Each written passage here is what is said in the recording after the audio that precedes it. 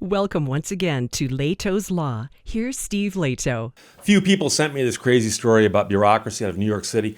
And ABC 7 New York ran the story. Nina Pineda wrote it.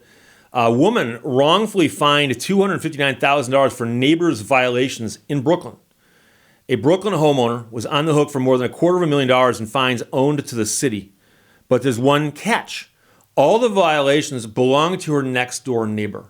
So you wonder how this happens. Well, there is an explanation for it, but the explanation also shows a problem with how New York City conducts business. She's been fighting this ever since her father died and left her the house decades ago. She called 7 on Your Side to see if they could help her with this nightmare. Margaret Wilson inherited the row house from her late dad, Rupert, 20 years ago. Since then, she has also inherited a mountain of violation notices from the city. The pile of penalties range from minor, unpaid sanitation fines to big things like a $60,000 fine for an illegal dwelling and a partial vacate order. In total, the violations add up to $259,000, but the problem was that every violation is actually for the house next door. So the house next door has a street number of 470. Wilson owns 466, but she says that when she tells the city that 470 is not her house, they say, when they pull it up on the computer, that 470 belongs to her. The city doesn't go by the name on the deed to the house to determine ownership. It simply goes by block and lot numbers. And apparently, both of these homes are on the same lot, and they are both somehow connected to her, and they were connected to her father, but the city thinks that she owns them both. So the block numbers should be the same, but the lot numbers should be different. So there's some confusion here. Her only hope is to get them to change the lot number by subdividing the two properties, which, by the way, obviously happened on some level a long time ago when somebody bought the other property and her dad bought this property. But somehow it's always been considered one piece of property by the city.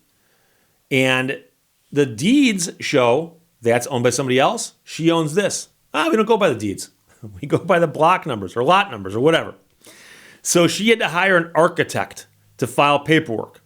And the Department of Buildings and the Department of Finance are not communicating, so they keep disapproving of it. So they've told her, here's what you need to do. She's tried to do it. And trust me, hiring an architect probably isn't cheap. So 7 on Your Side, the TV station, alerted both buildings and the finance departments. And here's the thing. This is the phone call they get. Somebody at some office that's overworked, desk this deep in garbage. Stuff. I was going to say stuff. Phone rings. Yeah. Hi, I'm a reporter with Channel 7 ABC News in New York City, and we're doing a story about your department and a problem there. Now, the person who answers that phone has a choice. They can either say, I'm not allowed to talk about that, and hang up, and then hope they don't call back. Or they can go, oh, this one here might turn into a story that makes us all look bad. Maybe I should take care of this.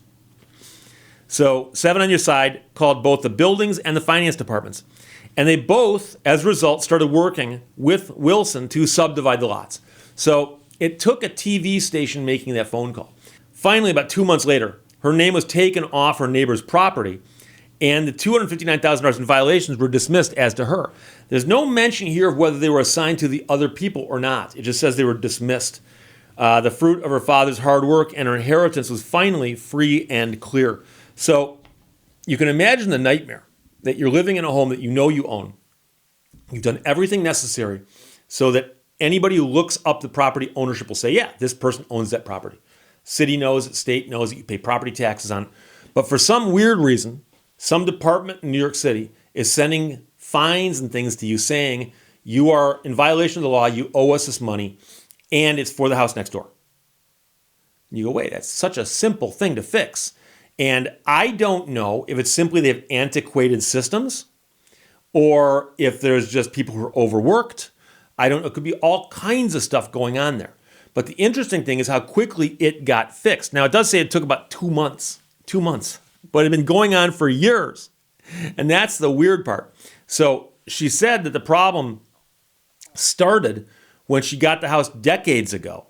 But I'm not quite sure how you live with these things hanging over your head, wondering about that. But it raises the question that I get asked about quite a bit. And people will often call my office and say, Steve, I've got a problem. Can you help me with it? And I'll discuss whether I can help them or not with it. And then they say, well, you know something? Instead of going to court, I'm going to call a TV station. Or I'm going to call the newspaper. Or I'm going to call, whoever. And they're talking about somebody in the media. And here's the thing. I actually know a lot of people in the media. I actually know people who work at these consumer assisting programs at different TV stations and radio stations. And I've known people like that in the industry for a long time. And here's the problem. Most people have problems that are common because most people have got them. That is, people who've got those problems. So I'll have someone call my office and say, Steve, I bought a used car as is from a dealership and the transmission failed on it 6 months later. I want to sue them. I say, you're not going to be able to win that case. That's hopeless. They'll say, okay, well, I'm going to call a TV station. And I actually asked a very good friend of mine who's at WDIV for years in Detroit. And I asked her, I go, what's the most common phone calls you get? Without even hesitating, she goes, used cars. And I go, really? And she goes, yeah. And she had an assistant and people worked for her. And she said, all day long, people call her about used cars. I bought a used car, the transmission failed. I bought a used car. And here's the thing. If you're in the news business, I understand they say, hey, we're on your side, we're working for you, and eyewitness news and all that. What they're really trying to do is they're trying to get people to watch the news. And so what people want to see, whether they ever say this or not, is they want to see stuff that's different and unusual and what's happening out there. And so if they're getting 100 phone calls in a period of time about used cars, and they're all the same, by definition, none of them are news. But also, who wants to hear that? Because as you can imagine, have you ever known anybody who bought a used car as a piece of junk? You probably do. In that case, when you see when it hits the news, you go, why is this on the news? That's not news. And so the story's got to have some real angle to it. Now, the weird part is, in my career, I've actually told people, you should call the news with this story. Or if you'd like me to, I will, because I know somebody there. But that's when someone's got the story that is completely different, very, very unusual, very, very unique. And it's the kind of thing likely to get solved by publicity. Because there are companies that don't care. So the idea that you can simply get the news involved and that'll solve your problem, that's not always true. There are some businesses out there that do not care. They don't care. And so they'll say, oh, they're covering us in the news. Hey, good publicity. Any publicity is good publicity, right? So the idea that if you have a problem, you can simply contact the news, it's got to be news. And so that's the old joke about, dog bites man is not news. Man bites dog, there you go, that's news. I wouldn't recommend you bite your dog, but that's the point. It's got to be unusual, it's got to be different.